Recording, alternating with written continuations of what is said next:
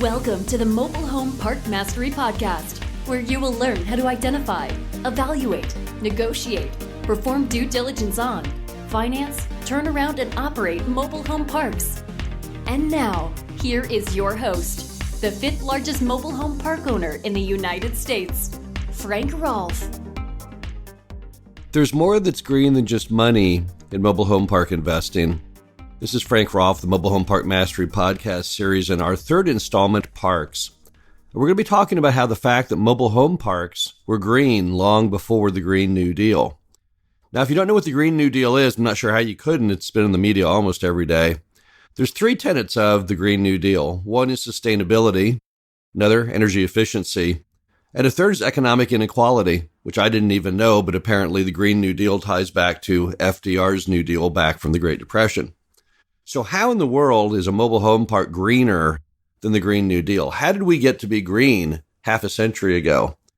Well, the first item is we're the only form of affordable housing that actually is sustainable. So if we want to talk about sustainability, mobile home parks are the poster child of that concept. Section 8 apartments, which serve about 20 million American households, are not sustainable. These are the form of affordable housing that most Americans think of.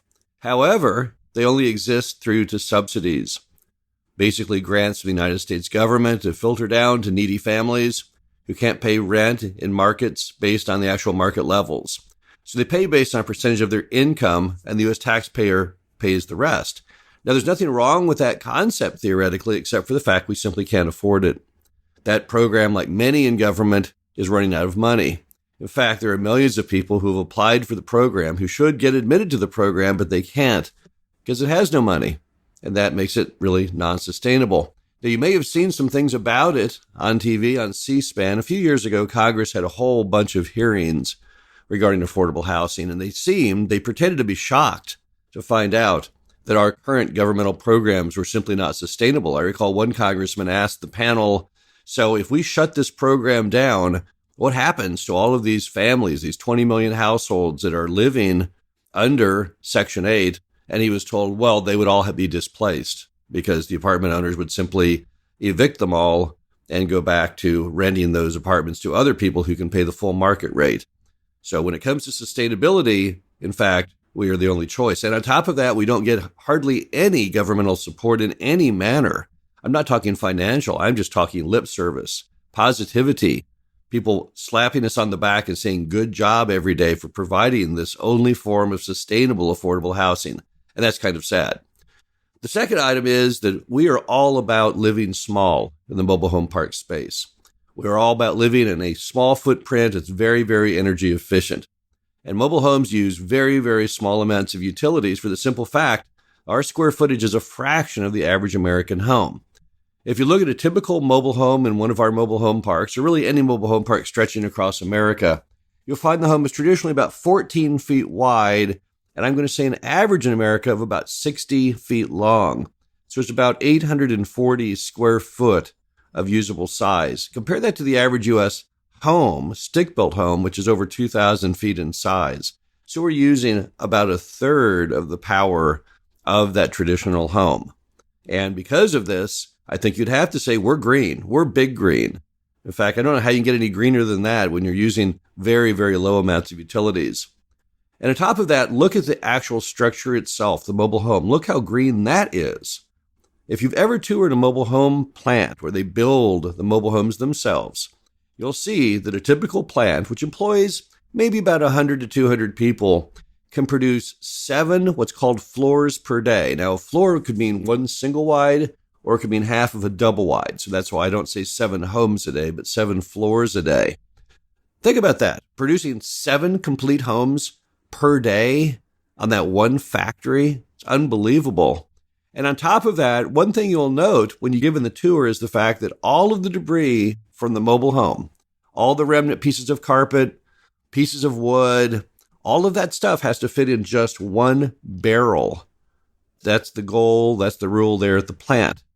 So effectively, you're getting those 7 homes a day produced with only 7 barrels of debris.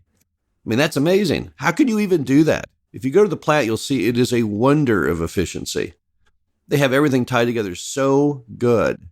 Every scrap of wood that they have that's functionally sized gets used in perhaps a piece of a cabinet. They buy carpet in rolls that are the exact width of the home, so they don't have to cut and paste and stick and saw anything off. So when it comes to efficiency, let's all be honest, you're not going to find anything in America more efficient than either the construction of the mobile home or the mobile home itself. We are all about living small at a time when people were living large. Back when the goal in America was to have a 4,000 square foot or bigger home, we were still down there at 1,000 square feet and under. And on the topic of energy efficiency, let's talk about all the other types of energy efficiency that our residents engage in. The first is they don't buy new cars. They tend to hold on to things for long periods of time. And as far as I know, that's being very conservationist. So they'll buy a car and they'll drive that thing a couple 100,000 miles. I do the same thing. Every car I have, I've always driven until it gets to 200,000-300,000 miles and the engine blows. I had a Jeep Cherokee once that had 3 engines. I'd driven until the first engine blew, the second engine blew, and then the third engine. So that's true conservation. It means not wasting our resources on things we don't really have to have. And one thing many of our residents certainly do not is on buying new cars all the time. Also, I know it's a big deal of the Green New Deal proponents is our residents rarely fly on airplanes. If you ask them to raise their hand on who's been on that airplane recently, you won't get many hands going up. So there's another opportunity to again point out that our residents are very, very energy conservation. Also, some of our residents survive without cars at all. What they do is they simply use mass transit, they ride share, or they simply walk wherever they need to go. So although you'll never find it in any American subdivision that I know of, in a mobile home park, you will find many, many people living there, and you'll see there's no car parked in front of that mobile home at night. That's because they don't have the need for a car. They can ride a bicycle, they can ride a scooter, and mass transit, or simply walk wherever they need to go, but they don't have a lot of cars. And as we all know from the Green New Deal, it's a problem apparently if you have a lot of dependence on transportation and transportation that uses a lot of energy. And by not being really into cars, planes, really anything that requires gasoline or a form of energy, that would have to be defined as being extremely energy efficient. Finally, let's go over the income inequality, because that is a part of the Green New Deal. You can look it up on Wikipedia. So, how do we solve income inequality? Well, let's think about it. We are the only form of detached dwelling in America that you can pay for on a salary of about $15 an hour and under. We're the only one. So when it comes to solving income inequality, when it comes to people who want to have a house with a yard, to be a homeowner, to park by their front door, to have no one knocking on their walls and ceilings, we are the only people on earth that provide that. So I think you'd have to say, yeah, we certainly are solving income inequality every day, because we're providing the American dream to people who cannot afford the stick-built home variety of the American dream. And on the subject of income inequality and giving people better lives on lower incomes, let's talk about the very elaborate support networks that mobile home parks have. And let's talk about where those come from. My partner, Dave Reynolds, lived in a mobile home park called Hondo. It was hit by a tornado. And Dave, in the old days, used to live in every mobile home park that he bought, virtually. He went down to this park in Hondo that he owned because it was hit by a tornado, and he personally put the park back together again. And Brandon, his son, who I work with all the time, he lived as a child in Hondo for a while. And he noted as a child, and Dave noted as an adult, the amazing support network that park displayed. It had ride sharing before Uber. If your car broke down and you couldn't get to work, well, don't worry. The residents would take you anywhere you needed to go. It had Meals on Wheels years before that program. If someone in the mobile home park was injured, disabled, could not get food on their own, don't worry. People would supply you the food. The support network in mobile home parks, in fact, has always been one of its big attractions. Time magazine wrote an article called The Home of the Future a couple years ago, and they noted that mobile home parks are like gated communities for the less affluent.